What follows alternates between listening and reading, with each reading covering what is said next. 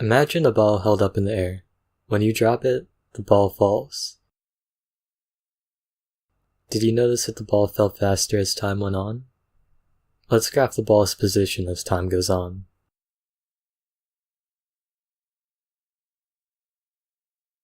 Notice how the graph is curved.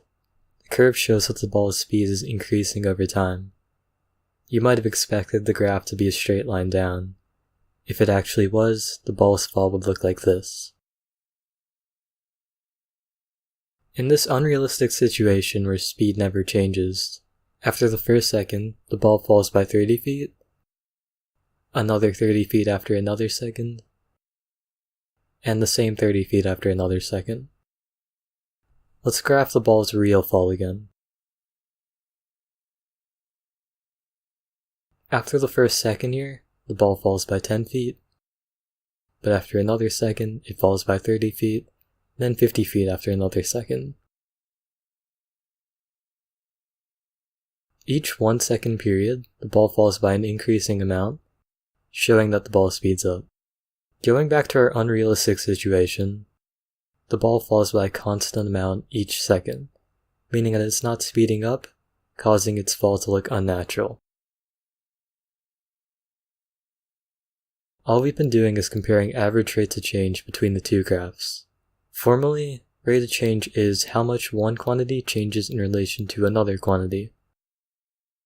Let's graph a linear function, f of x equals 2x. If we have 2 points in the line, A and B, the horizontal distance between the 2 points is the blue line, and the vertical distance between the 2 points is the green line. Delta just means a change in something and is represented with a triangle. It's why I've labeled our distances as delta x and delta y. Regarding the earlier definition of average rate of change, the rate of change is going to be how much y changes in relation to x. It's calculated as delta y over delta x and is represented by the slope of the orange line.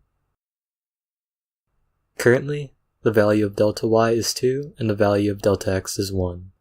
Delta y divided by delta x is 2, which means that for every increase in x, we increase by twice as much in y. If we made our change in x 2, our new change in y would then be 4.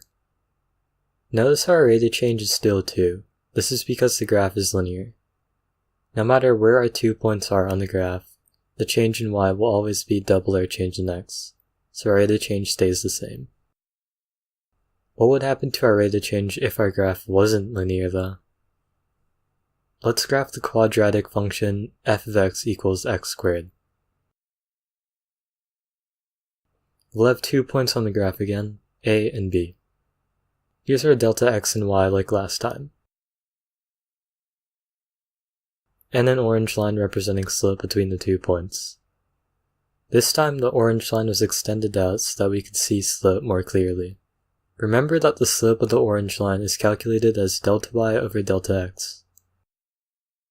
Here's the values of the same things we looked at last time.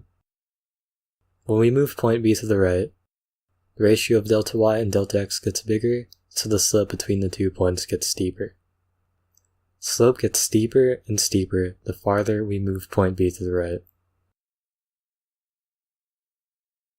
If point B is under point A, rate of change will be negative, which gets more extreme the farther we move the points. The rate of change formula that we have been using is delta y over delta x. Since delta just means difference between the 2 points, we can get delta y and delta x by subtracting a from b. And we can also get our y values from the function at x. What if we want to find the rate of change at a certain point? Let's look at the same graph of x squared again. At point A, we can see that its slope will be horizontal, but how could we prove that? Let's bring in another point, B, and measure the average rate of change between the 2 points like normal.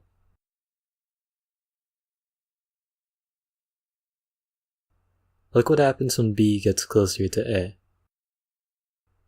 The slope between the 2 points gets closer to the real slope of A, the white line.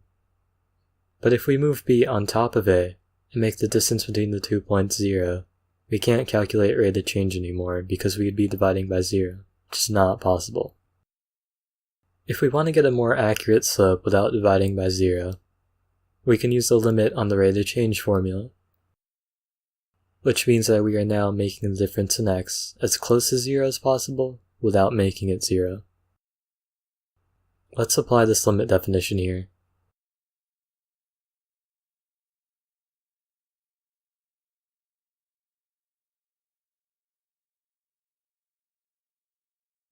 The distance between the 2 points is as small as it could be, and now our slope is 0, as we expected earlier. Let's try this at another point, located at x equals 0.5. We know that the slope here is positive, but we don't know its exact value.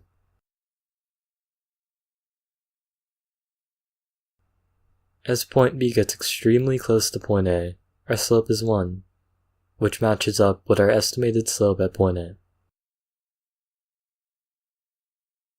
We've been thinking of instantaneous rate of change as when the gap between the 2 points, delta x, approaches 0. We could rewrite this ratio by expanding the deltas and getting our y values from the function at x, like we did last time.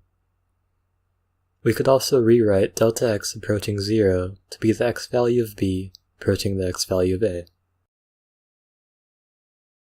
These formulas are known as the limit definition of the derivative. Let's go back to our situation from earlier. We know that the ball speeds up while falling. Using what we just learned, we can find the speed of a ball at a certain time. Note that speed is just slope on a position time graph like this one. Here's the same graph of the ball's position over time. To find the ball's speed after 1 second, which is point A, we bring out the second point, B, move it very close to the first point, and then measure the slope between the 2 points. At the first second, the ball is falling at a rate of 20 feet per second. At this later time, using the same process, the speed is 32 feet per second. Here we are putting B before A, but the process still works.